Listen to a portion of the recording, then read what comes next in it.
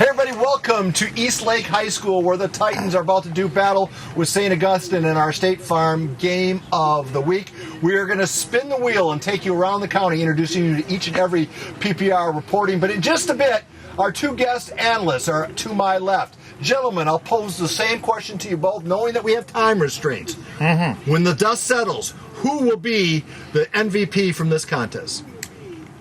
This was hard because Saints probably has 5 guys on our top 30, but I want Sam Scaife. I think Sam Scaife. Yes. I mean, if you look at him as a player, I think he can affect the play anywhere on the field. Eastlake has a great run defense. He's catching the ball here, right? Yeah, but he can do it all as an athlete.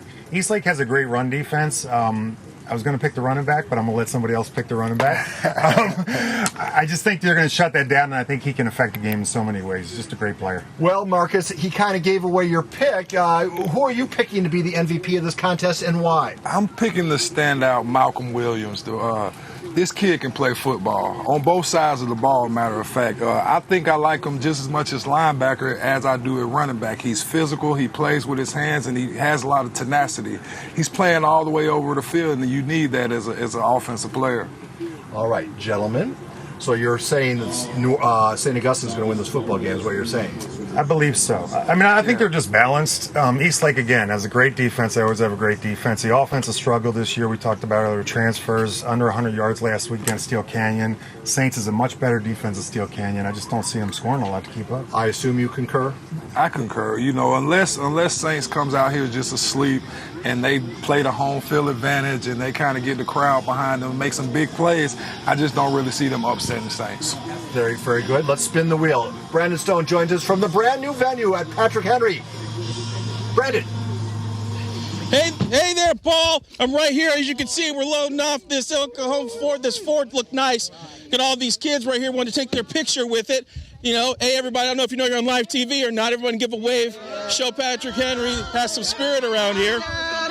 Now, Luigi, this is my man Luigi. We met a few minutes ago. You tell me one of your friends or family, can't remember, is on this varsity football team for the Patriots. Yeah, both my cousins, Antonio and Dominic Baeza, play line on the varsity football team. So yeah, we come out and support all the time. There you go. How good is this team? I mean, they're finally playing in their own home for the first time. It's nice for you to sit down and watch a game here. How are you guys going to do tonight? You know, it's been a long time since we've been here, so it's pretty exciting, and I think we'll do well tonight against Morris. You know, stuff is in the past, so now we got to focus on now. Now you're focusing on now. That's what I want to hear. You guys feeling comfortable in here, by the way? Yeah. Hold on, let me get that selfie. Take it. Go ahead. Take the picture. Hurry up. We only got 10 seconds. Take the picture. Take the picture. Hi. Good job. All right. Hey, ma'am, what's your name? Caitlin. Caitlin, say hello, Maddie Sinclair, to the camera. Hi, Maddie Sinclair. Who's that? Hey, Caitlin. Well, you look good on that truck out there. That's a nice rig. I think we might have that out in the North County next week. Well, what brings us to El Camino as they're taking on Lincoln in week 2 of the Prep Pigskin Report. Now, both teams are coming off of a week 1 win. However, Lincoln does have one of the best secondaries in the county, the secondary that has the best chance of shutting down the passing game of El Camino, led by senior quarterback Joey Armentrout, the quarterback who used to be at Mission Hills, now here at El Camino. However, the El Camino defensive line, led by Isaac Tino Isamoa, has the best chance of shutting down the running game and just disrupt the passing game of the Hornets. That's also if they double team Keyshawn Smith. Well, don't worry, the Hornets still have Benjo O'Brien, which brings me to this. We have Chick-fil-A top recruit in studio guest Keyshawn Smith, and Benjo is in the running for Big Pig on campus and the fan vote. So make sure you tune in tonight on the Prep Pigskin Report, where I guess for now we're going to send it out to Bo in the South Bay. Thank you, Madison. I'm now joined by Poway head coach Scott Coates. Coach, Palomar League champs last year. Does that add any pressure heading into this year? I don't think so. We just try to take it one game at a time and have a mentality that we got to get better every week. So we're proud of last year, but we're eager to get things rolling this year. Tough week 1, obviously. How do you guys regroup from that week 1 loss? We really kicked ourselves. Granite Hill's a great team, but 100-plus yards of penalties and losing the turnover battle and poor tackling. We focused on those things this week, and we're eager to come out and show what we're really about. Quickly, what's going to be the key to success for today's victory? Execution and discipline. At the end of the day, if we do that and play our brand of football, we're going to have a chance. And there it is. Coach Coates talked about Granite Hills, and that's where we're going to send it out to Allison Edmonds. Yes, thank you, Bo. We are here at Granite Hills where they are getting ready to take on Mount Carmel in the East County Game of the Week. I am joined now by Granite Hills quarterback Justice McComb. Talk about last week, what you guys kind of learned and what you're going to take into this week. You know, we had game one jitters, always have that on your first game, especially away, North County, it's a 45-minute drive. We learned a lot, learned that we can fight with those North County teams. My lineman came through really big last Friday, and it was a great game. And real quick, one thing that you guys need to do tonight in order to be successful against Mount Carmel. We need to be able to hit the edge. They blitz their backers a lot. Just hit the edge and then be able to make the completions for passes when we need to. All right, perfect. Thank you so much. Good luck out there tonight. Thank you. I appreciate it. And we'll be back with head coach Kellen Cobbs in the 6 o'clock hour. But for right now, Paul, we'll send it back over to you.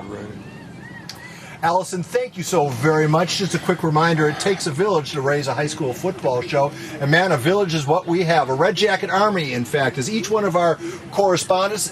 Besides bringing the very best and highlights, they try to find the interesting sidebar stories that you might not know about when you're following your favorite high school football team around. Every week we post about 25 to sometimes as many as 30 of these fresh, what we call hogcasts, up to our social media platforms, and you can learn a lot about San Diego high school football just by following the Red Jacket Army and following us on all our social media platforms at KUSI PPR. So right now, this is one of my favorite from week one. This is James Myers Hogcast. Check it out.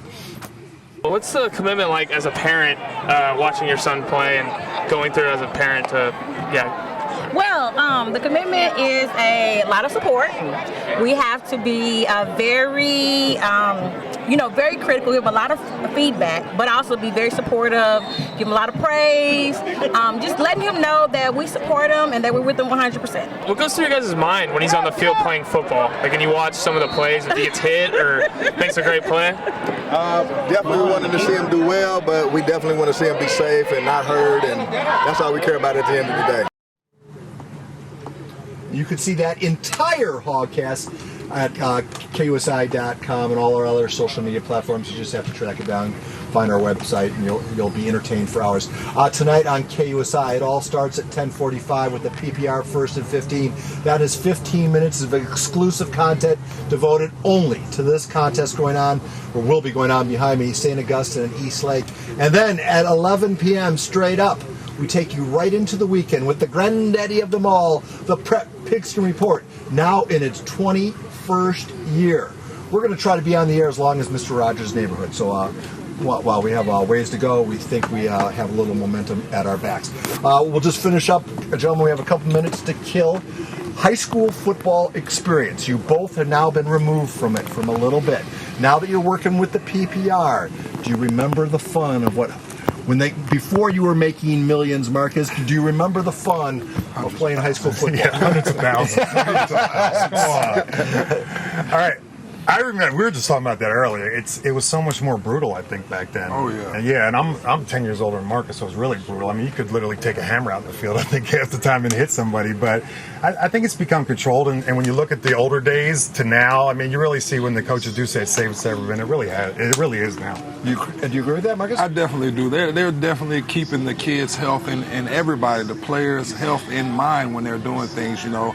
Concussion protocols are always being done. We definitely didn't have a concussion protocol. I probably had a few concussions in high school as well.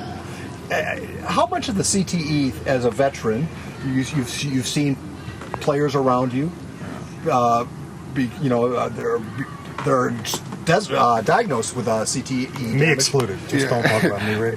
But now, is that something? Did you go get baseline? Is that something you're? I haven't had the baseline test, but I think I will be doing it soon in the near future, just to make sure, because you want to make sure that you're healthy.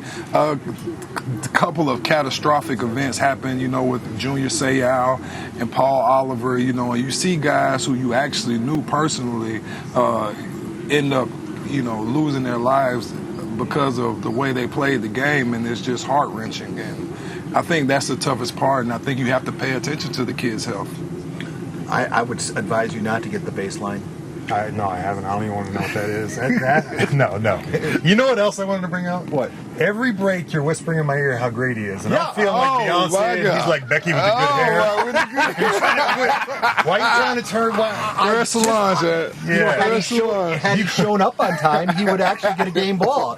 At least you were here early. But you're whispering in my ear. I'm feeling self-conscious now. Marcus, you're doing feeling slighted. Thank I you am, for the I am. compliments. in your Paul. debut assignment. You're doing excellent. Oh, thank you. Well, thank you. We might have to reevaluate the roster following tonight. All right. Hey, we have a bunch more coming your way. Please keep it right here on KUSI, folks. It's all about high school football on Friday nights. We turned the city of San Diego $3 million into Mayberry RFD, and we hope you all enjoy the experience with us. KUSI News at 6 p.m. is coming right around the corner.